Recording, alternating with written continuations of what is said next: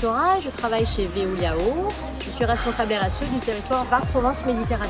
Alors aujourd'hui, nous sommes venus faire une intervention auprès des enfants pour les sensibiliser sur le cycle de l'eau, sur les économies d'eau et la protection des ressources en eau. Vous pourriez nous expliquer aussi votre lien du coup avec l'USCC?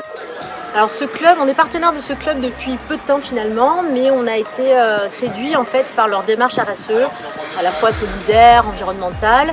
Et c'est vrai que c'est une démarche qu'on apprécie parce que c'est notre ADN aussi chez Veolia et on aime bien être partenaire de clubs aussi engagés que le club de l'US Accro Carqueiranne. Pourquoi vous pensez que c'est important de sensibiliser les enfants à la gestion de l'eau? Alors c'est important parce que l'eau c'est une ressource rare et aujourd'hui avec la transformation écologique, avec les effets du changement climatique, on va avoir de plus en plus besoin d'avoir une eau propre, une eau dépolluée, une eau qui devient aussi une source d'énergie. Et les enfants, évidemment, c'est le futur.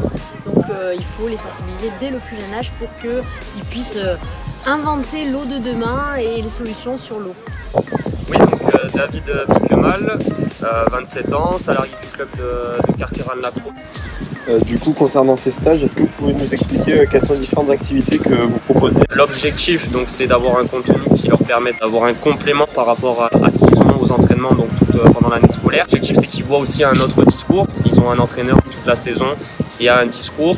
Non pas que ce discours ne soit pas bon, on aime bien qu'il y ait un complément. Donc c'est pour ça qu'on a sollicité une équipe éducative qui est assez jeune. On est aussi sur du ludique car on sait que 5 jours d'entraînement, avec 2 entraînements par jour, c'est assez compliqué. Donc c'est pour ça qu'on rajoute aussi les entraînements en salle pour avoir un complément de futsal à côté. Quelles valeurs vous essayez aussi de transmettre durant ces stages? C'est déjà la rencontre des joueurs avec des jeunes éducateurs et d'autres éducateurs. Et aussi au niveau social, ce qui est intéressant, c'est qu'on a plusieurs générations, donc de U6 à U13, ce qui fait que le U6, à l'issue de ce stage, va connaître des joueurs U8, va connaître des joueurs U9, va aussi connaître d'autres éducateurs. Donc ça crée du lien. Et au niveau des règles de vie, on n'a pas forcément le temps, nous, en 1h30 de séance, de transmettre les règles de vie à nos joueurs. Mais là, on est vraiment sur des règles de vie au quotidien, c'est-à-dire qu'on vit ensemble, on mange ensemble dans la même salle, avec des fois 50 personnes dans la même salle. Donc c'est quelque chose qu'il faut prendre en compte. On a vraiment un travail pédagogique comme on pourrait avoir dans un centre aéré, mais toujours avec le versant football.